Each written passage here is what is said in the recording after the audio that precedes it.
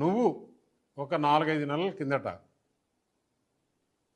కవిత ఢిల్లీలో జైల్లో ఉన్నప్పుడు నువ్వు ఢిల్లీకి వచ్చి నా దగ్గర టైం తీసుకొని మా ఇంటికి వచ్చిన మాట వాస్తవం కాదా? ఇంట్లో సీసీ కెమెరాలు ఉన్నాయి, నేను తీసి మీడియాకి ఇస్తా.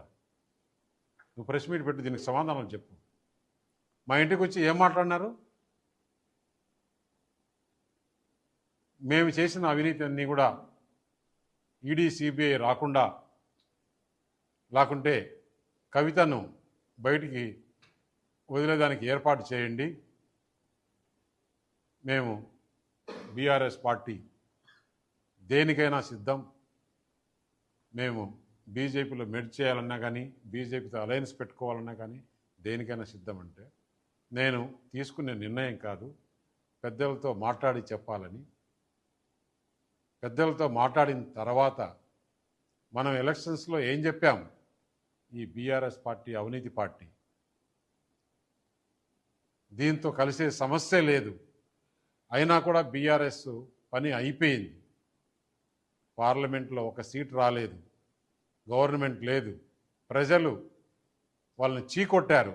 అటువంటి వాళ్ళతో మనం కలిసే సమస్య లేదని చెప్పిన తర్వాత నువ్వు ఎంత బాధపడి మాట్లాడావు?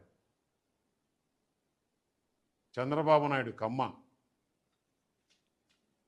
కమ్మని మేము దగ్గరికి తీయం, మాకు కమ్మ నా కొడుకులు అవసరం లేదు నేను చెప్పా. ఎందుకు కొంచెం నోరు తగ్గించుకొని మాట్లాడు.